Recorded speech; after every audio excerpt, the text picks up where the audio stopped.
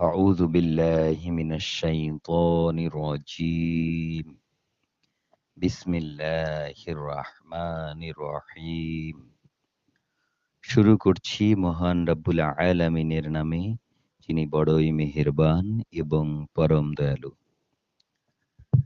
আমি নূহকে তার জাতির কাছে হেদায়াত নিয়ে পাঠিয়েছিলাম।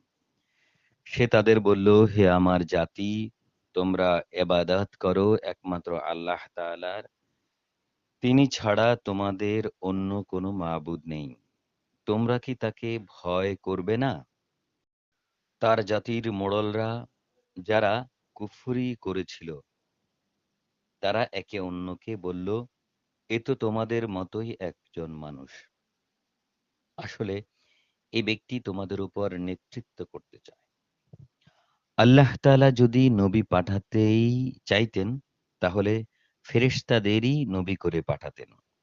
আমরা তো এমন কোনো ঘটনা আমাদের পূর্বপুরুষদের জামানায় ঘটেছে বলে শুনিনি। এ এমন একজন মানুষ যার মধ্যে মনে হয় কিছু পাগলামি এসে গেছে।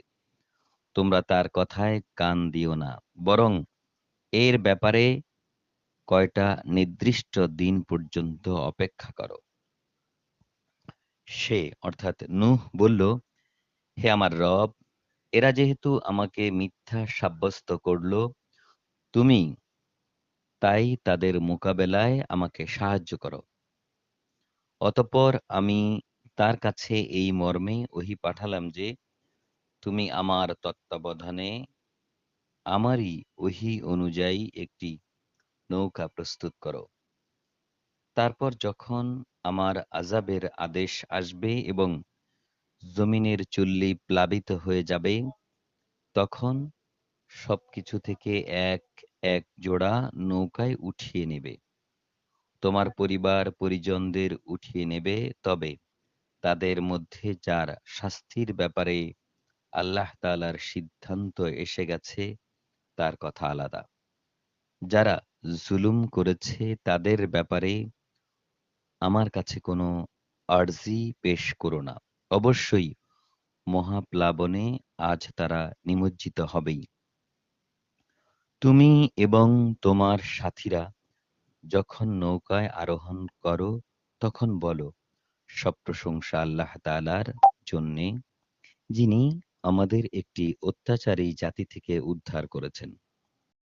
তুমি আরো বলো, হে আমার রব, তুমি আমাকে বরকতপূর্ণ স্থানে নামিয়ে দাও। একমাত্র তুমিই পারো আমাকে ভালোভাবে নামিয়ে দিতে। নিঃসন্দেহে এই কাহিনীর মধ্যে আমার কুদরতের নিদর্শন রয়েছে। অবশ্যই আমি মানুষদের পরীক্ষা করে থাকি। অতঃপর এদের পরে আমি আরেক জাতি পয়দা করেছি। আমি তাদের কাছে তাদেরই একজনকে নবী করে পাঠিয়েছি, যেন তোমরা এক আল্লাহ তাআলার ইবাদত করো। তিনি ছাড়া তোমাদের আর কোনো মাবুদ নেই। তোমরা কি সেই আযাব দেখেও সাবধান হবে না? মহান আল্লাহ যা বলেছেন সত্য বলেছেন।